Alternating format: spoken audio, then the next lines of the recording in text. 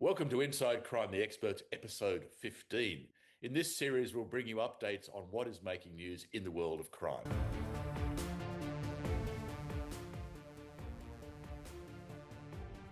Our experts will take you inside some of the most challenging crimes and mysteries. Many of these are unsolved. They're the stories of serial killers, murders, organised crime, disappearances, scams, frauds and heists. And firstly, to our experts, Tim Watson-Munro is Australia's leading criminal psychologist. He's delved into the minds and crimes of some of the most notorious criminals in Australia and from around the globe. Dr. Xanthi Weston is a world-renowned criminologist and Associate Professor of Criminology at the Central Queensland University. And I'm Duncan McNabb. I started my life of crime as a detective in policing, then into criminal defence in the corporate sector, and then into the media as an investigative journalist, author and TV producer. First up, some news. Creditors of the Ponzi scammer Melissa Caddick got some reasonable news last week that they're getting 40 cents in the dollar back.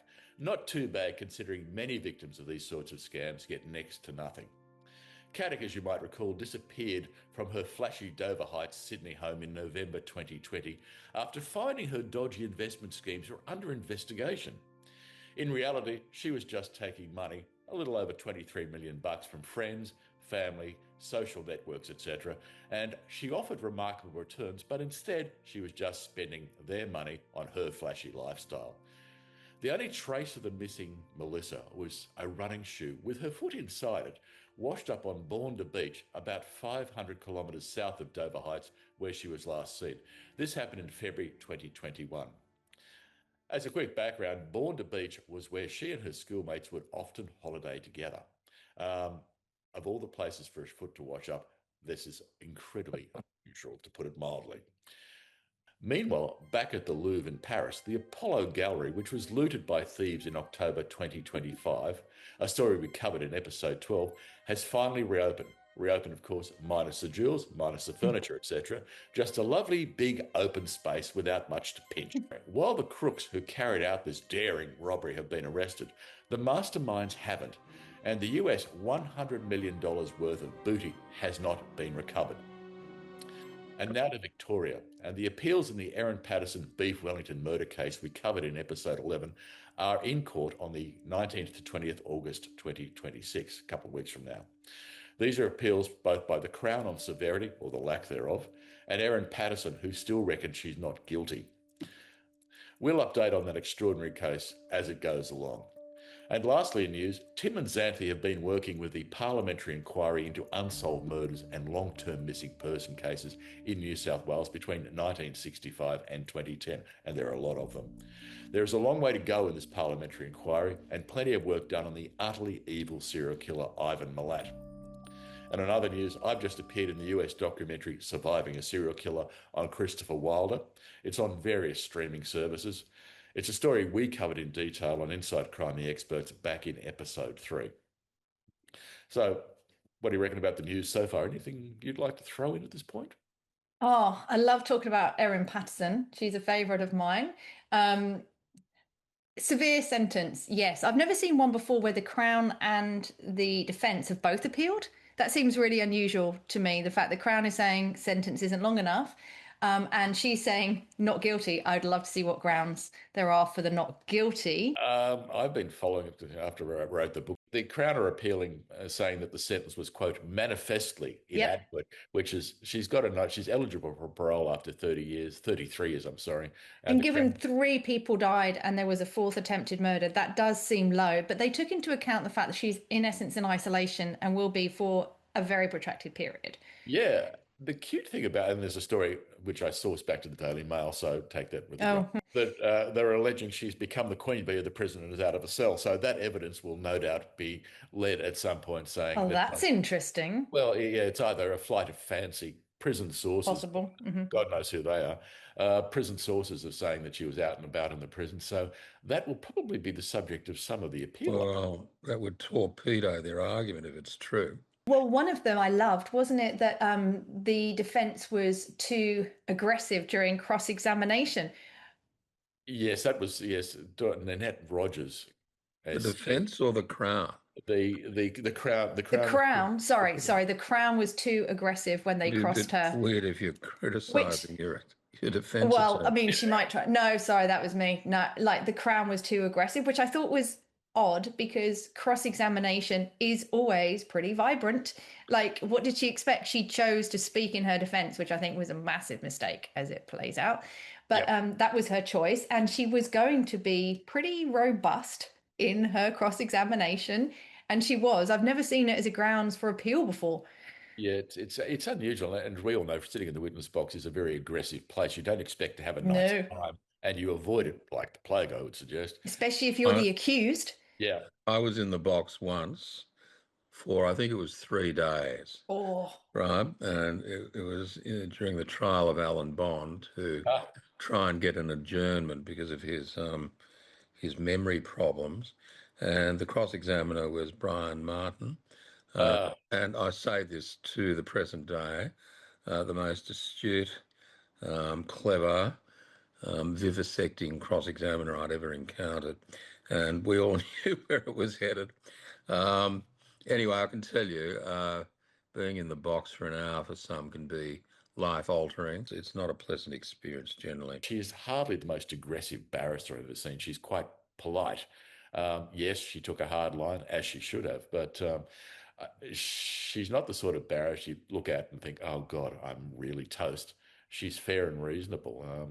Aggressive cross examination is exactly what you should expect and exactly what Erin should have expected. So, as a ground she for would have been prepped for that. It's just a bizarre ground for appeal. yeah, far be it from me to criticise, but if you're clutching at straws, this might be one you grabbed for.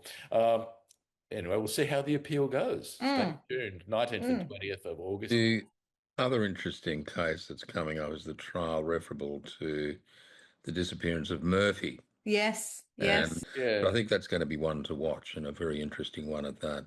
it's a good point. Melbourne has now become the crime capital, usurping Adelaide from its previous long-standing record holding. Yeah, stay tuned. Well, Victoria's where it's all happening. without getting too political, look at the way the state is run, Yeah. right? Look at the rampant youth crime. Look at ridiculous bail laws as far as youth offenders are concerned. Um, no wonder it's taken over from Adelaide as the crime capital. Let's have a chat about the New South Wales inquiry too that you're both Yeah. in. Yeah, so super interesting. Tim and I have both been to both days so far.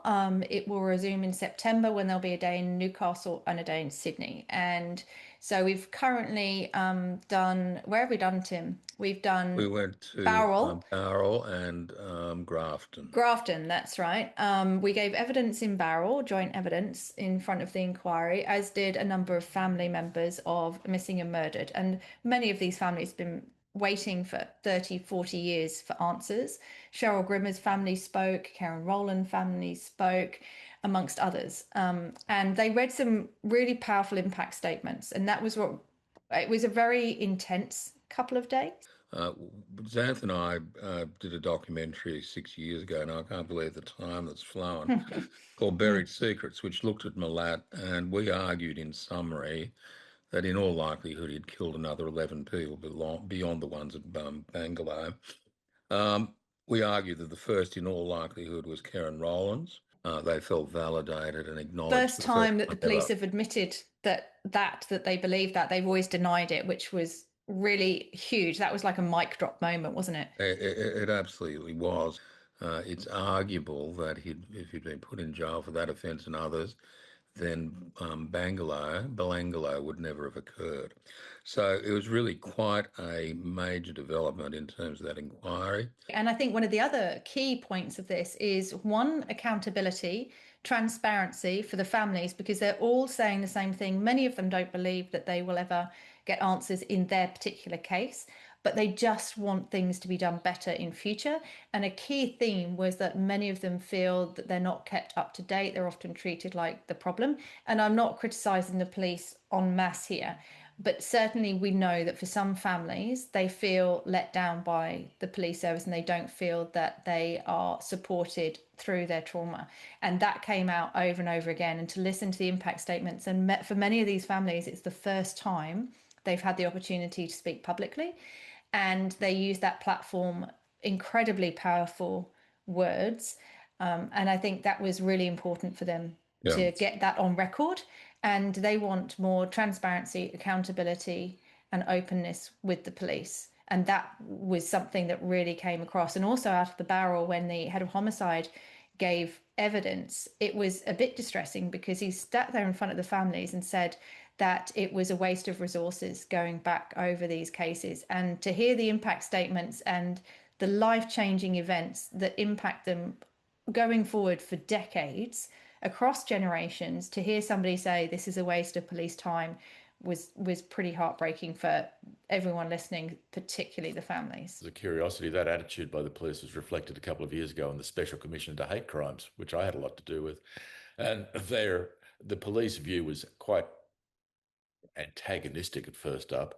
At one point, Judge Sacker, who was running it, tore the police representation, politely tore them a brand spanking new arsehole because they're yeah. How do you politely tour someone and tear somebody a new arsehole? I don't know. I'd love to see that. Because I would think it was inherently unpolite. John Sacker is a wonderful, eloquent man, and he just sliced and diced in front of them. They were horrified by it because they were saying, "Oh, this is a waste of our time. Yeah, so rude.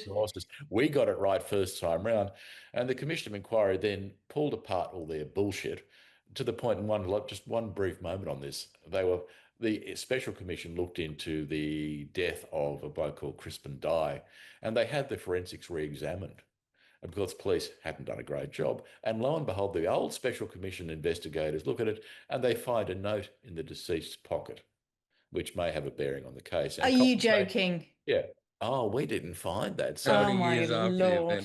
Yeah. So, bottom line is the police have to accept that some of these cases were done well, some of them weren't done well, some of them were done very, very badly, but get on with it. Go back, start with a fresh sheet of paper, look at it and redo it. Don't assume we got it right. And so there's fresh leads, fresh science, all that sort of stuff. Whole cases we spoke a lot about technological advances in forensic investigation, which is Xanth's absolute area of expertise, but DNA profiling, a lot of stuff that exists now that didn't exist then. And I guess one of the things that may come out of this inquiry, I don't want to preempt it, is that there's got to be better retention of evidence, exhibits. And for anyone who listens who has an interest in these sorts of cases, submissions to the inquiry are available until the 30th of October. I had a look this morning. Submissions are still open, and it's very easy to do through the parliamentary website. Just pop the Commission's details in and up it comes, and you can pop a submission in. So 30th of October, it closes off. And you can watch it live too. Yeah. So for those who can't get to Newcastle or Sydney, for those 2 dates in September, you can actually watch that live anyway. Now let's move on to a very strange story that came out at the end of June. It started off with just a brief report in some of the newspapers about a poor 17-year-old girl who was found in luggage in Thailand. And not long after, a gentleman called Simon Carman was arrested. The story I read it on a Saturday morning and thought, this is quirky, just in one of the local news feeds I get from Thailand. Within hours, it had gone global. It was being reported in all the major news outlets around the world. So let's have a chat about that. Subject to all the sub judice rules, which I gather apply to Australians offshore, Xanth and I have looked at this case pretty closely. And he was described by people who know him as Simple Simon, suggesting that he's a person of limited intelligence and so on. I don't know if you saw the footage of him apologising to the family. Such as that was. But I thought that was a great example of Simon being very simple. It was a gormless display of complete lack of insight in terms of the trauma inflicted on the family, saying, "Look, I'm real sorry, but these things happen." And a little bit of victim blaming going in there as well. Oh, absolutely. Women should be careful of guys like me. It's the curiosity, and I mean, the poor kid was 17-year-old, and my apologies for the pronunciation, Tunchanok Donhomla. She's 17 years old. Donhomla. And the chronology struck me as being strange, and off the top of my head, they meet each other in Jomtien. Now, Jomtien is not Pattaya itself. A lot of the early reports are saying that they met on the sort of sex strip of Pattaya Beach. Pattaya Beach is on the other side of the headland. It's nowhere near it. Jomtien is actually a slightly less frantic part of the world.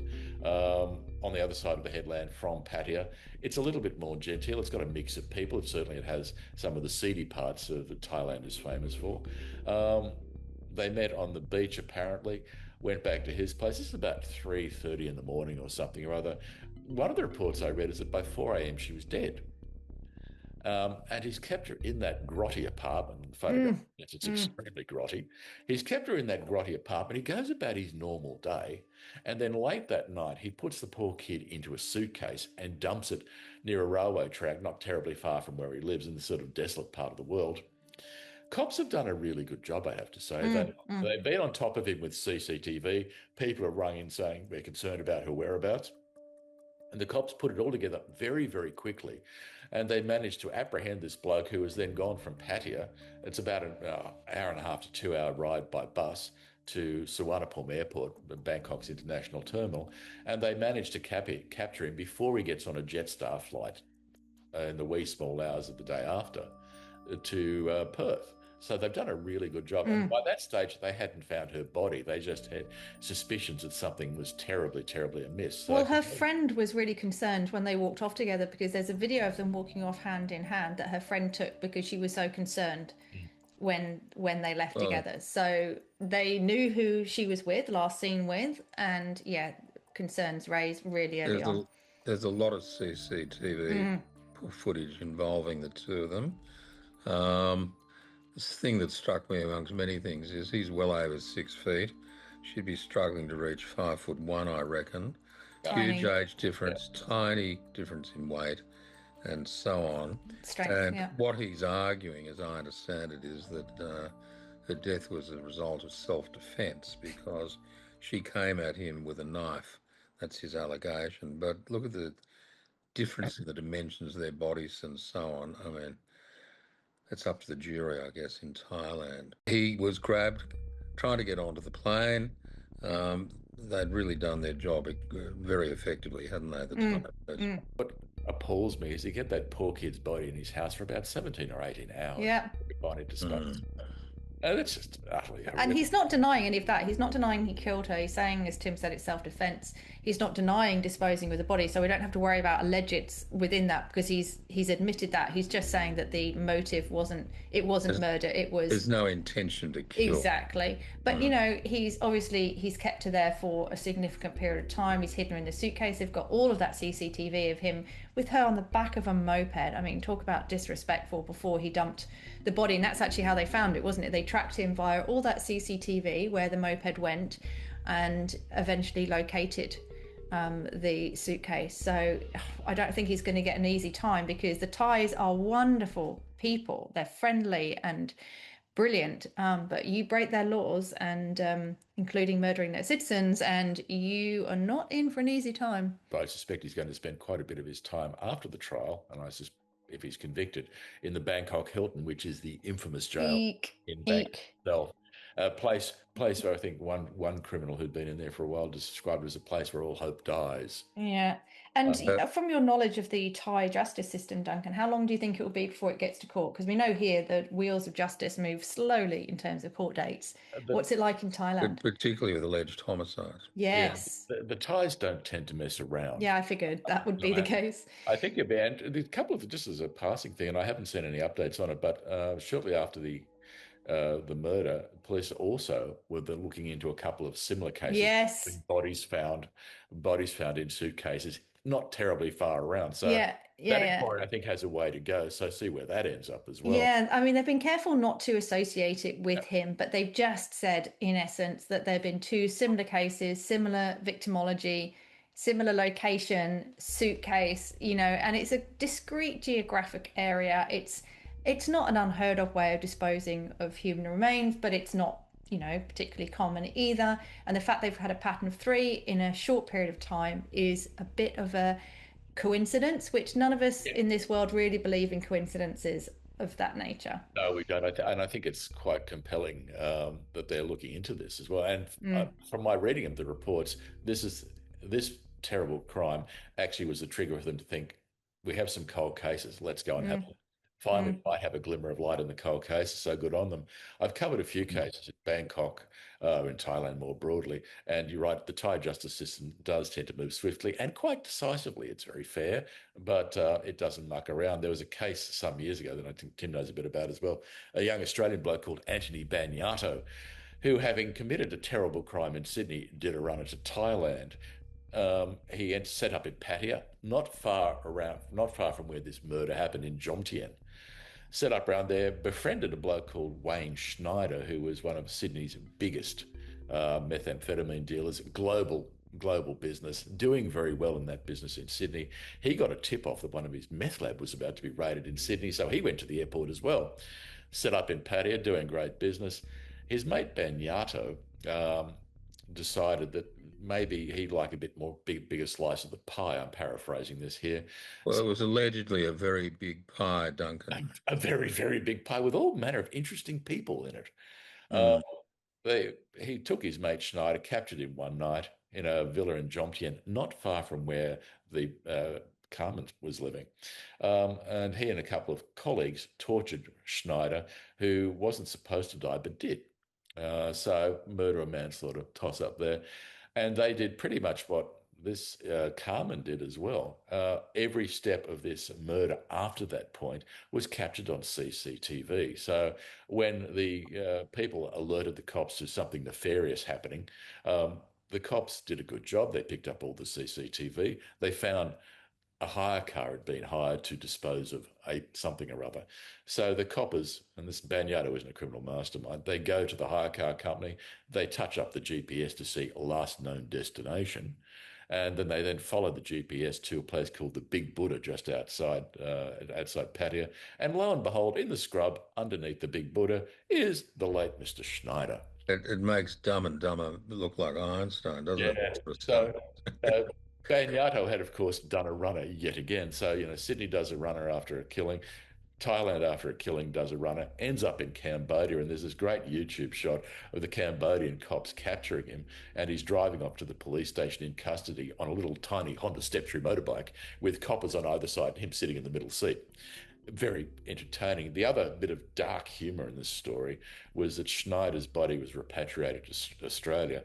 The New South Wales Police Force intercepted the funeral arrangements and had his remains not taken off to be burial, but taken to the coroner's court to make sure it was in fact Mr. Schneider, because Oh, they thought there might have been yet another oh, a little body swap. a little body swap. Nice bit of work by the New South Wales cops. It was Mr. Schneider. They Um, wanted to be sure. yeah, and Bagnato was convicted. How cynical. Yeah. Oh, Yes. Why would you think a criminal was capable of oh, something nefarious? who, just outrageous. Poor old Bagnato ended up as a long-term prisoner on death row for a while up in Thailand. They don't muck around there. I don't think they've executed anyone since about 2018, but he was on death row for murder. Later commuted. They reviewed the sentence and decided maybe not. Well, that's interesting because Carmen's, if he's found guilty of murder, if we're way off from that, he Yeah, will face the death penalty probably. same deal, and probably in the same Well, horrific it prison. depends on, there's all these mitigating factors Yeah. to be taken into account. But my understanding of the death penalty in Thailand is if it's an egregious murder, and there's no remorse, then you're looking at the firing squad or some other means. Just on that, Mm. it triggered a memory that this guy, Simple Simon, had offered the family of the deceased compensation. Mm. Incredibly insensitive move, although that can happen in Thailand, which they totally rejected. And they're not a wealthy family, and they No. were deeply hurt, and I think by that, and said that they would not accept money for the death of their Well, daughter. it's It about just, the father did a dignity. press conference. Yes, I mean, they were deeply insulted by that. And if Uh, they're looking for remorse, if he is found guilty, I think that video will play a long way into speaking to how he felt about it. Like, yeah, this kind of thing happens. Do you want some money? Like, oh my. I feel bad for what happened to your daughter. It was out of my control. Yeah, and Inside. getting rid of the body, keeping her for hours. I think there's another CCTV inside the apartment, isn't there, of the friend turning up, like worried about her friend, and she's dead in the other room at that point. It's all so horrendous. But I would be surprised if he can claim any level of remorse from what Well, who his knows? expression. So, It's, as we all know, it's standard operating procedure for some of these people and their advice they get from lawyers. Stand up, pretend you're contrite, sit down again, and everyone says, "Oh, that's okay." It's not okay. And But courts see through I, this. I can say this: I've never seen footage quite like the footage I've described. Mm. It just seems that he's completely dissociated from the gravamen of what's been alleged against him, and maybe he is a simpleton. I mean, we don't know, do we? But certainly that video footage is not going to assist him in terms of the issue of remorse, I wouldn't have thought. well, I think they're going to want to use it as a deterrent too, aren't they?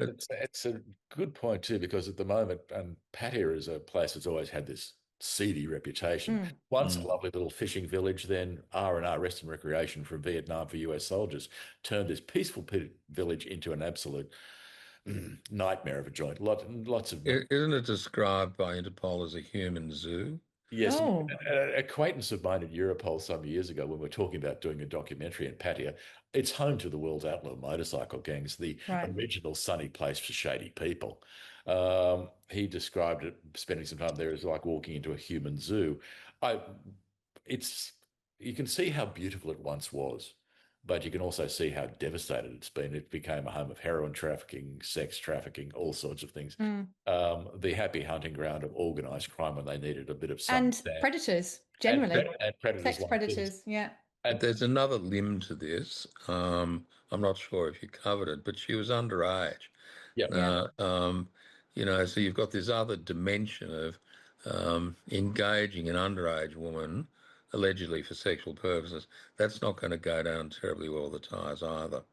no, they're desperately and quite reasonably trying to clear up the Pattaya particularly seedy reputation and try and get it back to Mm. something. The Thais are trying to clean up Pattya's particularly seedy reputation. So I think sending a message through stories like this, an underage girl picked up by this bloke and dies as a consequence, I think that may also be part of what they're thinking as well. And the video that they released of him is quite compelling. We are doing something and we're really good at what we're doing. And that's the message that comes through from the Thai cops. They don't mess around. They know what they're doing and they get results. So it's a message to any other Europeans who might think it's appropriate to, shall we say, behave very badly in Thailand. We need to be respectful and smart. You're dealing with a police force that will help. The Thais will go to their way. They're just Mm. it's a wonderful place to be. Mm. But my goodness, step across the line and do something stupid, wrong, or whatever, and you'll be in all sorts of strife very, very quickly. Um, it's a very tolerant society, but it doesn't tolerate crap like this. And nor should it, Or should it? like, And mhm. places like Pattaya are really trying to clean up their sleazy act. Good on them for doing so. The locals deserve it, and the expats. And there's a massive expat community in Pattaya, particularly, who live comfortably there because that's their self-funded lifestyle allows them to live there in comfort that they wouldn't be able to have anywhere else. And the scene I'll never get out of my head, which captured Pattaya 20 years ago, was a very seedy looking person from, shall we say, Eastern Europe, probably Russian, in a Lamborghini without a roof, a Lamborghini convertible, the color of Was it gold? no, it was worse. It was the color of a color of a boil that needed lancing. Oh. It's sort of horrible, horrible green color. And he had two very young Thai girls in the front seat. But I thought, this place really needs a cleanup. And that's what it's getting. Yeah. And Mr. Carman, I think, is going to be part of that cleanup, at least as a PR. If he's found guilty, yeah. If found guilty, at least saying that we are strong, we are going to act quickly, swiftly, and Yeah. decisively.